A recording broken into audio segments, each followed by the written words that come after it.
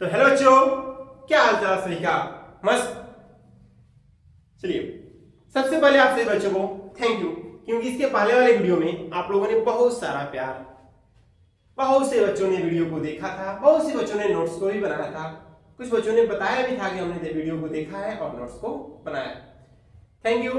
इसके पहले मैं बताया था आप लोगों को कि कोई आपके हार का इंतजार कर रहा है, लेकिन उसे जो सोचा है पूरा नहीं होने देना है, यानी आपको जीतना है, आपको बोर्ड एग्जाम में अच्छा नंबर लाना है। चलिए, तो मैं आज इसके पहले वाले वीडियो में हम लोग देखे थे प्रकाश क्या है, प्रकाश क्या है, दर्पण क्या होते हैं, कितने टाइप के होते हैं, समतल दर्पण से प्रतिबिंब का बनना, इसके पहले वाले वीडियो में हम लोगों ने फाइनली देख चुका था।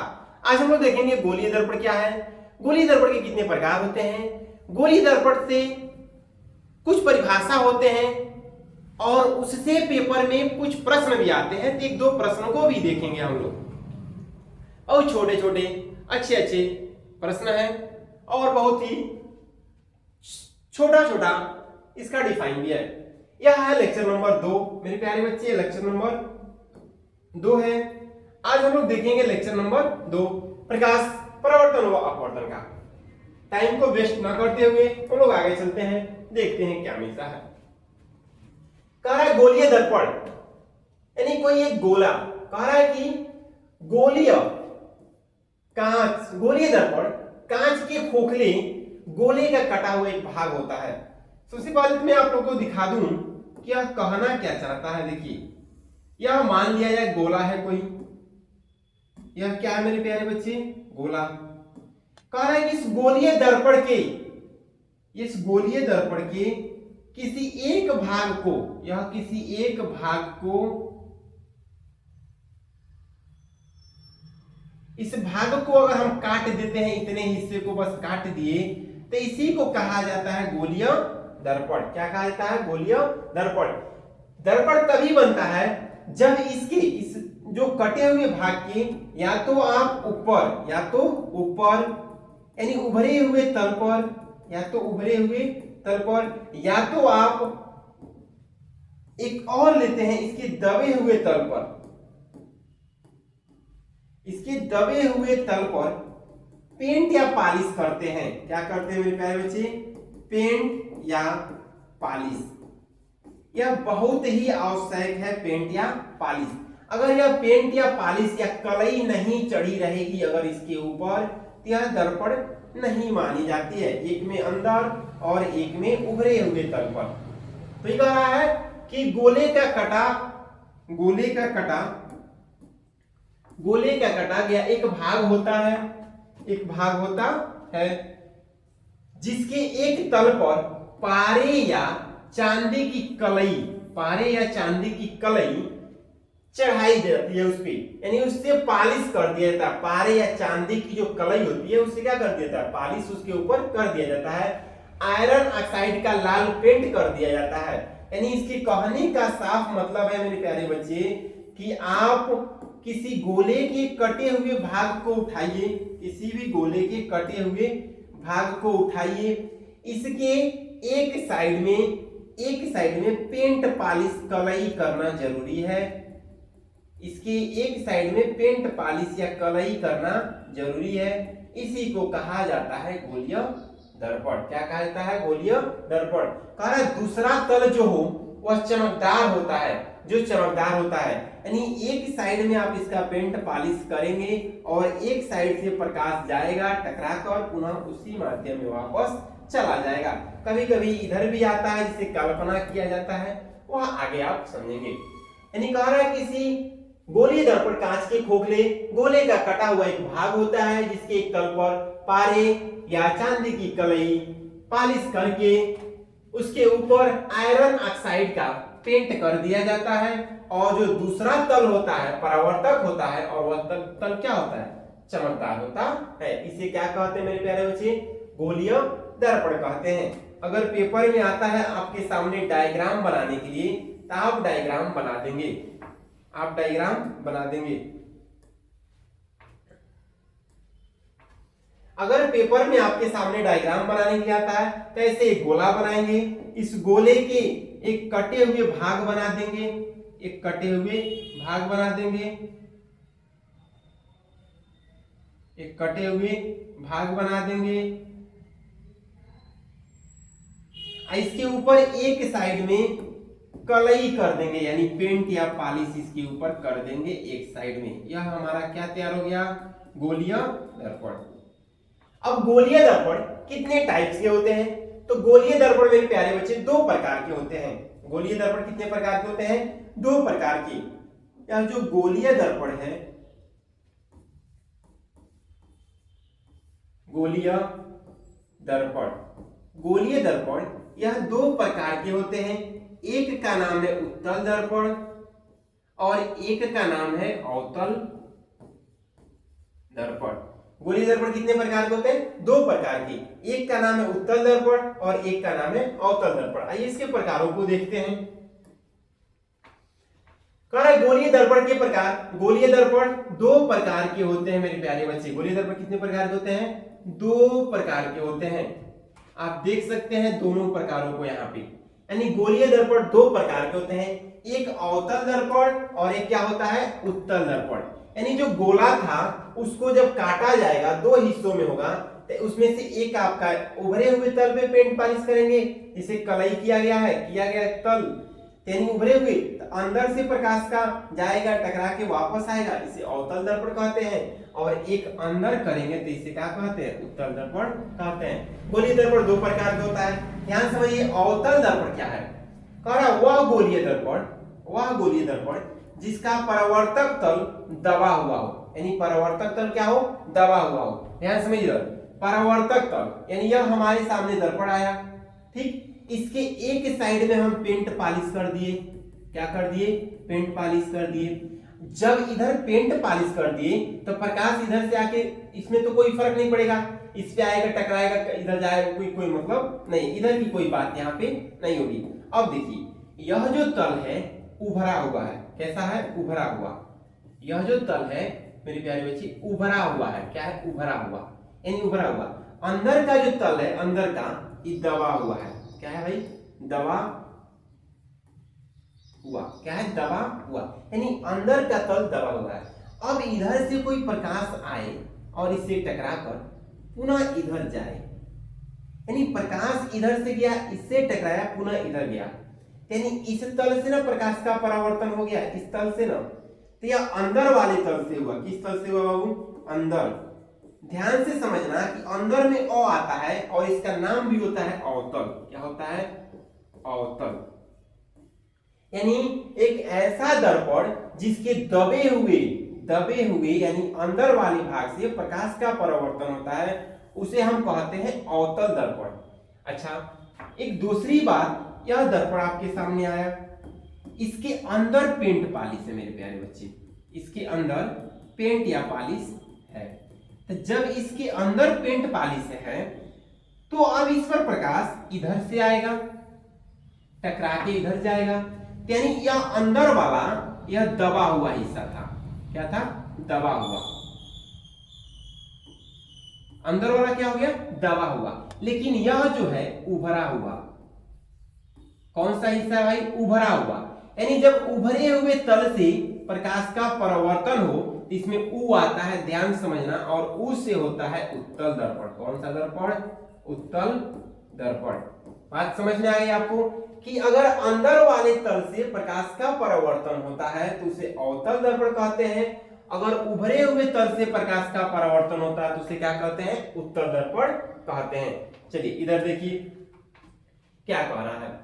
कह रहा है कि वह गोलीय दर्पण जिसका परावर्तक तल दबा हुआ हो। दबा हुआ मतलब अंदर की तरफ, दबा हुआ मतलब अंदर की तरफ हो, अंदर की ओर धंसा हो, अंदर की ओर क्या हो? धंसा हो, अवतल दर्पण कहलाता है। क्या कहलाता है? अवतल दर्पण कहलाता है। इस दर्पण में उभरे हुए पृष्ठ पर पॉलिश किया जाता है, यानी देख रहे हैं ये दर्पण है, इसके उभरे हुए पृष्ठ पर क्या किया गया? पॉलिश, या पॉलिश किया गया, पेंट या पॉलिश, यानी उभरे हुए तल पे क्या किया जाता है? पॉलिश किया जाता है। इसे अवतल दर्पण कहते हैं और इंग्लिश में कॉनकेव मिरर कहते हैं। आइए उत्तल दर्पण, अभी आपको बताए हैं कि इसमें उभरे हुए तल पर पेंट पॉलिश नहीं होता है, दबे हुए तल पर पेंट पॉलिश होता है। यानी इसके जो अंदर का हिस्सा है मेरे प्यारे बच्चे, जो इसके अंदर का हिस्सा है इस पर पेंट होता है। क्या होता है? पेंट, यानी अंदर वाले हिस्सों पे पेंट होता है। देखिए उत्तल दर्पण वह गोलीय दर्पण जिसका परावर्तक तल उभरा हो। क्या हो? उभरा हो। देखो यहां से यह गोलीय दर्पण हो गया, इसका परावर्तक तल उभरा है लेकिन अंदर वाले में कलई किया गया है। क्या किया गया है? कलई किया गया है। बाहर की ओर उठा हो, यानी उभरा हुआ हो मतलब बाहर की ओर उठा हो। जैसे आप चम्मच को देखें, चम्मच को, तो चम्मच में देखे हुए एक हिस्सा धंसा हुआ है, तो इधर से देखेंगे तो वो उभरे हुए, अगर उधर से प्रकाश आके उधर जाए तो वह उत्तल बन जाएगा, अगर अंदर से जाए तो अवतल बन जाएगा। हो उत्तल दर्पण कहलाता है। कौन सा दर्पण कहलाता है? उत्तल दर्पण कहलाता है। कह रहा है इस दर्पण में दबे हुए पृष्ठ पर पालिश होती है। दबे हुए पृष्ठ पर क्या होती है? पालिश, यानी जो दबा हुआ पृष्ठ है इस पर क्या होता है मेरे प्यारे बच्चे? पालिश होती है। यानी उत्तल दर्पण में ध्यान रखना दबे हुए पृष्ठ पर पालिश होती है और अवतल दर्पण में उभरे हुए पृष्ठ पर पालिश होती है। अब यहां से आप देख सकते हैं यह उत्तल दर्पण है। उत्तल दर्पण में यह अवतल दर्पण में उभरे हुए पृष्ठ पर पालिश है, उभरे हुए पृष्ठ पर पालिश है। लेकिन अगर उत्तल दर्पण में आएंगे तो यह दबे हुए पृष्ठों पर पालिश है। बात आपके लिए साफ है कि अगर उत्तल दर्पण की कोई बात करेगा मेरे प्यारे बच्चे, उत्तल दर्पण, ध्यान से समझिएगा, उत्तल दर्पण, तो इसमें पालिश रहेगा अंदर की तरफ। जो पालिश की बात हम लोग करेंगे, पालिश की जो बात करेंगे वह अंदर के तरफ। बात समझ में आ गया? लेकिन वही हम अवतल दर्पण की बात करेंगे, अवतल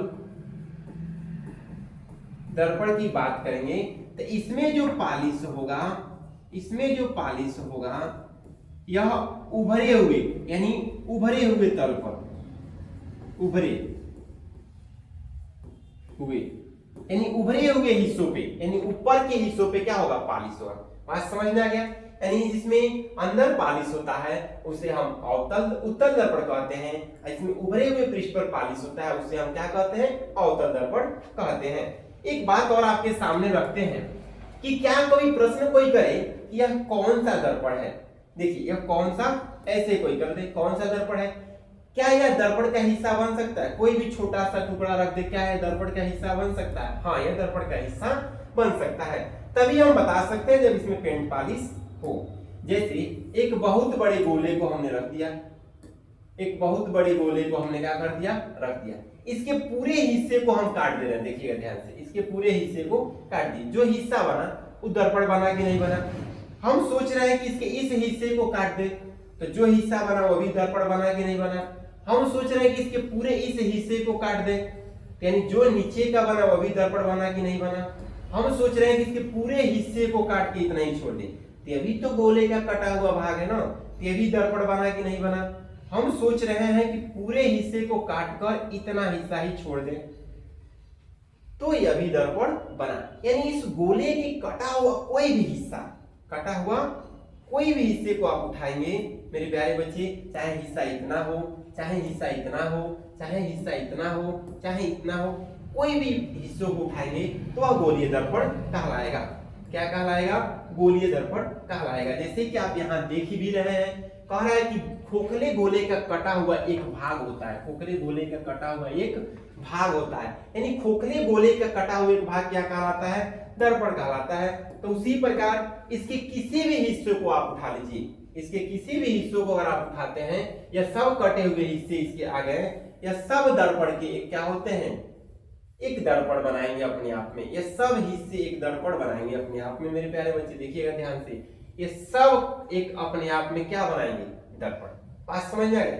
चाहे किसी भी हिस्से को उठाइए, सब के सब आपस में दर्पण बनाएंगे। यानी आपने समझा कि गोलीय दर्पण क्या है और गोलीय दर्पण कितने प्रकार के होते हैं। एक होता है अवतल दर्पण और एक होता है उत्तल दर्पण। देखो मेरे प्यारे बच्चे, नोट्स बहुत ज्यादा जरूरी है, नोट्स बहुत ज्यादा जरूरी है, इसलिए यहीं से आप इसे नोट करते जाइएगा। आप जिस भी विद्यालय में पढ़ते हो, जहां भी पढ़ते हो, यहीं से आप नोट करते जाइएगा। बहुत से बच्चे नोट्स नहीं बनाते हैं उनको आगे चल के बहुत ज्यादा समस्या आती है। चलिए आगे चलते हैं। अब जो गोलीय दर्पण है उससे कुछ संबंधित परिभाषा होता है, थोड़ा ध्यान से इसको समझेंगे, यही बहुत बड़ी चीजें होती हैं कंसेप्ट। यह हमारे पास दर्पण हो गया। अब इस ध्यान से समझेंगे, या कोई भी एक दर्पण बना लेते हैं, जिसे मान लिया जाए हम उसके ऊपर पेंट पॉलिश करेंगे, तो बताओ मेरे प्यारे बच्चे कौन सा दर्पण बनेगा? जब इसके ऊपर हम पेंट पॉलिश करेंगे तो मेरे प्यारे बच्चे यह बनेगा, अंदर से इसका प्रकाश का परिवर्तन होगा, तो हम इसको कहेंगे भाई कि यह सर अवतल दर्पण है। कौन सा दर्पण है? अवतल दर्पण है। यानी इसके अंदर पेंट और पॉलिश किए तो यह हमें मिला अवतल दर्पण। बहुत से परिभाषा होते हैं, पहले इस बातों को ध्यान से समझते हैं। पहला परिभाषा होता है ध्रुव। क्या होता है? ध्रुव। यानी पहला परिभाषा होता है ध्रुव, यानी इस दर्पण का ध्रुव कौन सा होता है? ध्यान से समझिएगा। यह एक दर्पण गोलीय गोला है। अब आप बताइए कि इस गोला को बनाने के लिए कोई ना कोई तो सेंटर होगा ना मेरे प्यारे बच्चे। यह इस हिस्से को इस गोले से काट लिया गया, इस हिस्से को इस गोले से काट लिया गया और यहां पर लाकर एक दर्पण बना दिया गया उसको। ओके, तो इसका जो भी एक पॉइंट होगा, तो मान लिया जाए कि यह इसका एक पॉइंट है इस दर्पण का। ओके, तो जो यह पॉइंट होता है इसे सेंटर कहा जाता है। क्या कहा जाता है? सेंटर। और हिंदी में कहा जाता है केंद्र, जिसे सी से डिनोट करते हैं। किससे डिनोट करते हैं मेरे प्यारे बच्चे? सी से। यानी इस पॉइंट को कहा गया कि यह सेंटर है, चाहे अवतल का हो या उत्तल का हो। बात समझ में आ गया? इस सेंटर को लेके अगर दर्पण पे मिलाते हैं, यह एक दूरियां मिलती हैं। यानी यहां से यहां तक यह जिस पॉइंट पे मिलता है इसे पी कहते हैं। क्या कहते हैं? पी। यानी दर्पण का यह क्या है मेरे प्यारे बच्चे? ध्रुव। यानी गोले का, इस गोले के मध्य बीच का जो पॉइंट होता है उसे क्या कहते हैं? दर्पण का ध्रुव कहते हैं। और इसे हम क्या कहते हैं मेरे प्यारे बच्चे? तो सेंटर कहते हैं। बात समझ में आया? दो बातें, यानी दर्पण का केंद्र, यानी गोले दर्पण के कटा हुआ भाग जहां उसका दर्पण का केंद्र होता है, यानी ये जो मेन बीच का जो पॉइंट होता है इसे क्या कहते हैं? केंद्र। जो दर्पण है इसके बीच का जो हिस्सा है उसे क्या कहते हैं? ध्रुव। और इसे पी से डिनोट करते हैं और इसे किससे डिनोट करते हैं? सी से। अब दूसरी बात, इस दर्पण के अगर मुख्य अक्ष के समांतर प्रकाश की किरणें आती है, इससे टकराकर जहां से जाती है, इससे टकराकर जहां से जाती है उसे हम मुख्य फोकस कहते हैं। क्या कहते हैं? फोकस कहते हैं। और मुख्य फोकस को हमेशा एफ से, कैपिटल एफ से डिनोट करते हैं। इसे हम क्या कहते हैं मेरे प्यारे बच्चे? मुख्य फोकस कहते हैं। यानी दर्पण के मुख्य अक्ष के समांतर जब प्रकाश की किरण आई और दर्पण से टकराकर जिस पॉइंट से होकर गई उसे मुख्य फोकस कहते हैं। अभी सब डिफाइन आपको दिखाई जाएगी।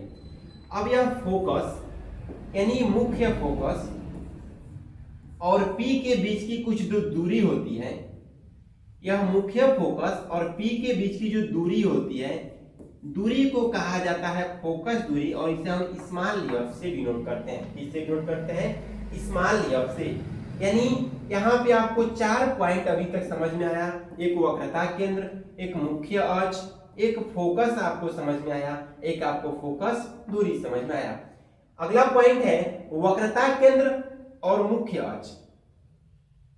वक्रता केंद्र मुख्य अक्ष नहीं, मुख्य ध्रुव जो इसका होता है, जो ध्रुव, यानी वक्रता केंद्र और ध्रुव, यानी सी और पी की जो बीच की दूरी होती है, बीच की जो दूरी होती है उसको हम लोग कहते हैं वक्रता त्रिज्या। क्या कहते हैं मेरे प्यारे बच्चे? वक्रता त्रिज्या कहते हैं हम लोग। और वक्रता त्रिज्या को r से डिनोट करते हैं।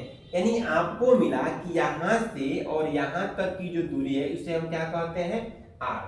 बात समझ में आ गया? यानी आपको क्या मिला?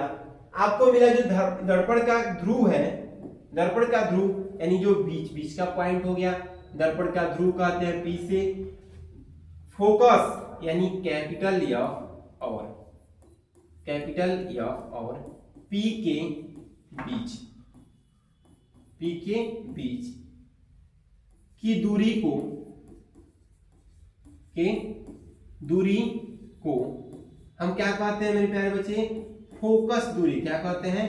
फोकस दूरी। एक बात का ध्यान रखिएगा, इसे हम स्मॉल एफ से डिनोट करते हैं और फोकस को या मुख्य फोकस को कैपिटल एफ से डिनोट करते हैं। दर्पण के यानी गोले के केंद्र को वक्रता केंद्र कहते हैं। क्या कहते हैं? वक्रता केंद्र कहते हैं। बात समझ में आ गई? आइए सभी परिभाषा को देखते हैं। यहाँ पर पहला, दर्पण का ध्रुव क्या कह रहा है? गोलीय दर्पण के परावर्तक पृष्ठ के केंद्र को दर्पण का ध्रुव कहते हैं। यह दर्पण के पृष्ठ पर स्थिर होता है। इसे P से दर्शाते हैं। किसे दर्शाते हैं? P से। देखिए क्या कहा है, गोलीय दर्पण के परावर्तक यानी यह गोलीय दर्पण हो गया, यह इसके ऊपर पेंट पॉलिश हो गया, तो परावर्तक पृष्ठ यही हुआ। यानी केंद्र पे इसके परावर्तक पृष्ठ के इसको हम मान लेते हैं यहाँ पर जो मेन पॉइंट है K, इसी को कहा जाता है P। क्या कहा जाता है? P यानी दर्पण का ध्रुव कहा जाता है, इंग्लिश में पोल कहा जाता है। वक्रता केंद्र पूछा है, कह रहा है कि वक्रता केंद्र यानी गोले का जो केंद्र होता है उसी को कहा जाता है वक्रता केंद्र। इसे हम किसे नोट करते हैं? C से।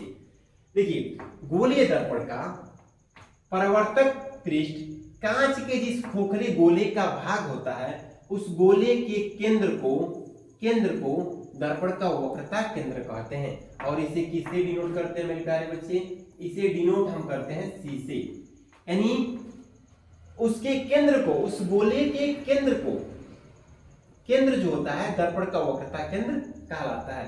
यानी यह क्या कहलाएगा? दर्पण का वक्रता केंद्र। अब आगे देखिए कि इस वक्रता केंद्र और इस P के बीच की दूरी को वक्रता त्रिज्या भी कहते हैं। यानी अगला पॉइंट है वक्रता त्रिज्या। कह रहा है दर्पण के ध्रुव यानी दर्पण के ध्रुव P और वक्रता केंद्र यानी दर्पण के ध्रुव P और वक्रता केंद्र C, दर्पण के ध्रुव P और वक्रता केंद्र C की दूरी को वक्रता त्रिज्या कहते हैं। इसे R से डिनोट करते हैं। यानी यहां से यहां तक की जितनी भी दूरी होती है मेरे प्यारे बच्चे, इस सबको हम क्या कहते हैं? वक्रता त्रिज्या कहते हैं। और इसे हम किससे डिनोट करते हैं? R से डिनोट करते हैं। मुख्य अक्ष कहेगा दर्पण का केंद्र और ध्रुव को मिलाने वाली रेखा को, दर्पण का केंद्र और ध्रुव को मिलाने वाली रेखा को मुख्य अक्ष कहते हैं।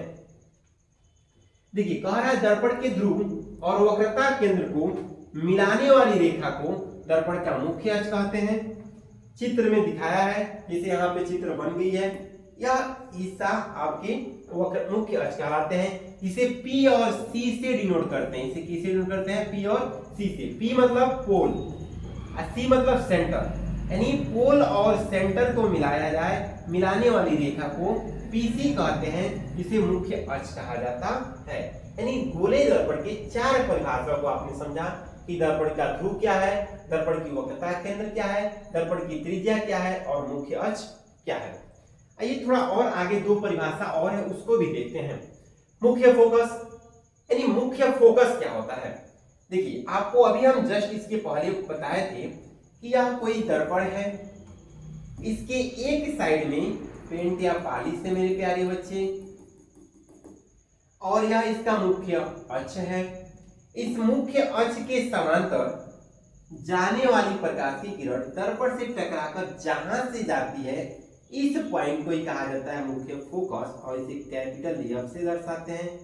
कैपिटल F से इसे कहा जाता है मुख्य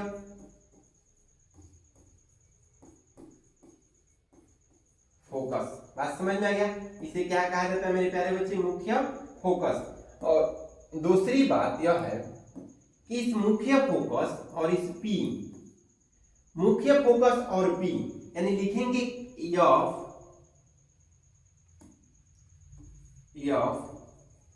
और P के बीच की दूरी फोकस दूरी कहते हैं। क्या कहते हैं? फोकस दूरी, जिसे स्मॉल एफ से दर्शाते हैं, कहते हैं फोकस दूरी कहते हैं। देखिए क्या कह रहा है, गोलीय दर्पण के मुख्य अक्ष के समांतर आपतित प्रकाश की किरण दर्पण से परावर्तन के पश्चात मुख्य अक्ष के जिस बिंदु पर मिलती है, मुख्य अक्ष के जिस बिंदु पर मिलती है, अवतल दर्पण या मिलती है या मिलती हुई प्रतीत होती है उत्तल दर्पण में, अवतल दर्पण में मिलती है, अवतल दर्पण में मिलती है और उत्तल दर्पण में इधर मिलती हुई प्रतीत होती है, उत्तल दर्पण में मिलती हुई प्रतीत होती है, उस बिंदु को दर्पण का मुख्य फोकस कहते हैं और इसे कैपिटल एफ से दर्शाते हैं। बात समझ में आ गई? इसे कैपिटल एफ से दर्शाते हैं। अगला कह रहा फोकस दूरी, दर्पण के ध्रुव P और मुख्य फोकस एफ के बीच की दूरी को फोकस दूरी कहते हैं। क्या लिखा गया है कि एफ और P के बीच की दूरी को फोकस दूरी कहते हैं, यानी दर्पण के ध्रुव P और मुख्य फोकस एफ के बीच की दूरी को फोकस दूरी कहते हैं। इसे P और एफ से फोकस दूरी है। गोलीय दर्पण की फोकस दूरी दर्पण की वक्रता त्रिज्या की आधी होती है, इसे एफ से डिनोट करते हैं। यानी इसको देखकर एक फार्मूला बनता है कि एफ बराबर होता है r/2। एक फार्मूला यहाँ पर तैयार होता है कि कारक गोलीय दर्पण की फोकस दूरी, यानी फोकस दूरी एफ वक्रता त्रिज्या की आधी होती है, यानी r का आधा आधी होती है, इसे एफ से दर्शाते हैं। अब यहाँ पर जहां क्या लिखेंगे मेरे प्यारे बच्चे, एफ है फोकस दूरी,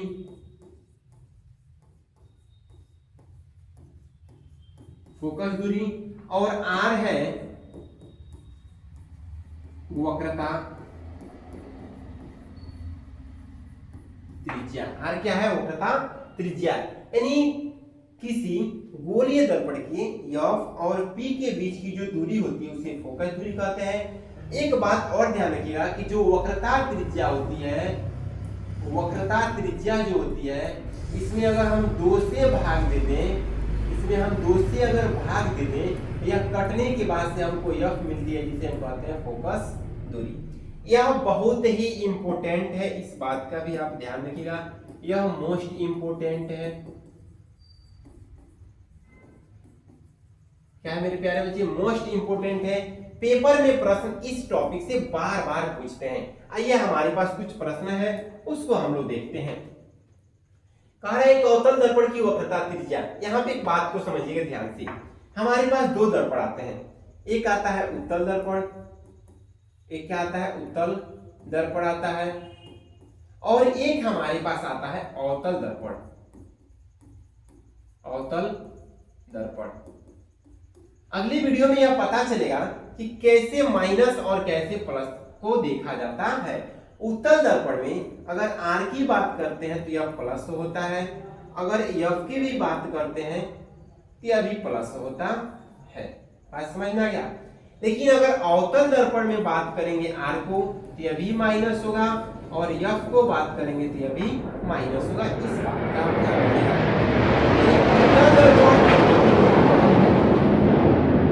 उत्तल दर्पण और अवतल दर्पण में ये सब क्या होते हैं मेरे प्यारे बच्चे?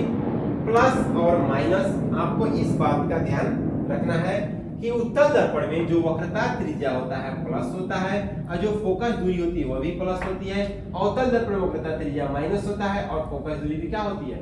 माइनस होती है। चलिए एक हमारे पास प्रश्न है, प्रश्न को पढ़ते हैं, न्यूमेरिकल को सॉल्व करते हैं। कह रहा है एक अवतल दर्पण की वक्रता त्रिज्या 50 सेमी है।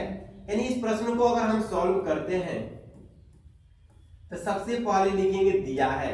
देखिएगा पेपर में बहुत से बच्चे ऐसे गलती करते हैं, इस बातों को नहीं लिखते हैं दिया है, क्योंकि पेपर में आप जितनी सुंदर कॉपी लिखेंगे, जितनी बेस्ट आपकी राइटिंग होगी, उतनी बेस्ट एग्जामिनर आपको नंबर भी देगा।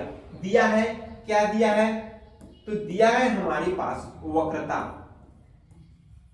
आपको पेपर में सेम टू सेम ऐसे ही लिखना है जैसे मैं यहाँ पे लिख रहा हूं। वक्रता त्रिज्या को किससे डिनोट करते हैं मेरे प्यारे बच्चे? तो r से। यह हमको दिया है, कितना दिया है? यह हमको दिया है 50 सेमी। और आपको पता है कि अवतल दर्पण, यानी अभी सर बोले हैं कि अवतल दर्पण में माइनस होता है, क्या होता है, माइनस, तो यहां लग जाएगा मेरे प्यारे बच्चे माइनस। कह रहे इस दर्पण की फोकस दूरी ज्ञात करिए, हमसे क्या पूछा है ज्ञात करने के लिए, फोकस, फोकस दूरी, यानी फोकस दूरी को हम स्मॉल एफ से दर्शाते हैं और यही हमको फाइंड करनी है। ठीक है, फार्मूला आपको पता है कि फार्मूला होता है F बराबर R बटे का 2। ओके, तो F को यहीं पे छोड़ेंगे, R की जगह पे क्या नोट करेंगे मेरे प्यारे बच्चे, माइनस का 50 बटे का 2, यानी F बराबर कटेगा तो मिलेगा माइनस का 25 और सेमी, यूनिट लिखना नहीं भूलेंगे, लिखेंगे अतः अवतल दर्पण, अवतल दर्पण की फोकस दूरी 25 सेमी होगा, कितना सेमी होगा, 25 सेमी होगा। यही आपका फाइनली क्या है मेरे प्यारे बच्चे, आंसर। यानी आपको अपने पेपर में सेम टू सेम ऐसे ही लिखना है, सेम टू सेम ऐसे ही लिखना है। अगर ऐसे आप लिखते हैं तो नंबर एग्जामिनर, यह 2 नंबर का प्रश्न है और पूरा का पूरा 2 नंबर आपको एग्जामिनर देगा। चलिए इसे फटाक से स्क्रीनशॉट ले लीजिए, अगले क्वेश्चन की तरफ चलते हैं। स्क्रीनशॉट ले लीजिए, अगले क्वेश्चन की तरफ चलते हैं। तो क्वेश्चन नंबर 2 कह रहे हैं गोलीय दर्पण की वक्रता त्रिज्या, यानी वक्रता त्रिज्या इसमें दिया है, कलम को चेंज कर दिया जाए थोड़ा मेरे प्यारे बच्चे, लिख देते हैं सॉल्व, उसके बाद से लिखेंगे दिया है,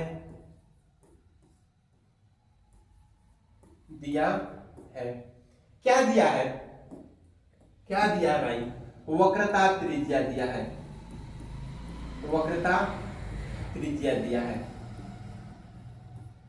जिसे हम R से डिनोट करते हैं। ध्यान रखिएगा यहां पे किसी दर्पण की नाम नहीं रखा है, तो यह जब किसी दर्पण का नाम नहीं रखेगा तो यह हमेशा क्या होगा बाबू, जो वैल्यू दिया है वही रहेगा और आगे कुछ नहीं है, यानी प्लस है।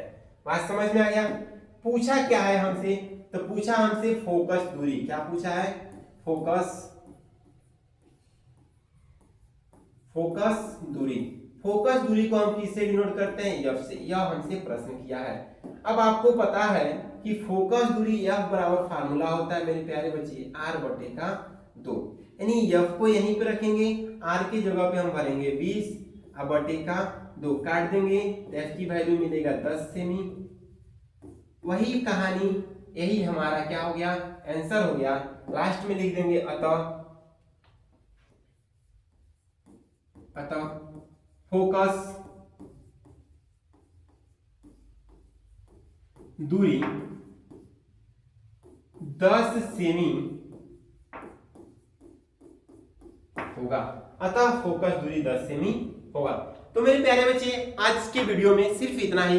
अगले वीडियो में हम देखेंगे कि जो हमारे सामने जो 2 गोलीय दर्पण है, अवतल और उत्तल, उससे प्रतिबिंब कैसे बनते हैं, किससे कितने प्रतिबिंब बनते हैं, और प्रतिबिंब क्या है, आभासी प्रतिबिंब क्या है और वास्तविक प्रतिबिंब क्या है।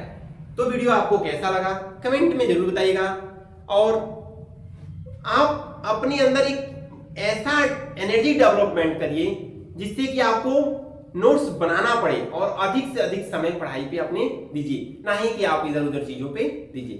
ओके, तो मेरे सभी प्यारे बच्चों को धन्यवाद। वीडियो में ऐसे बने रहिए और अपने सभी मित्रों में वीडियो को अधिक से अधिक शेयर करिए, चाहे वो स्कूल के हों या घर के आसपास या कहीं की भी जो भी दोस्त आपके हैं, सभी को वीडियो अधिक से अधिक शेयर करिए और चैनल को लाइक शेयर और सब्सक्राइब जरूर करिए। धन्यवाद मेरे सभी प्यारे बच्चों को।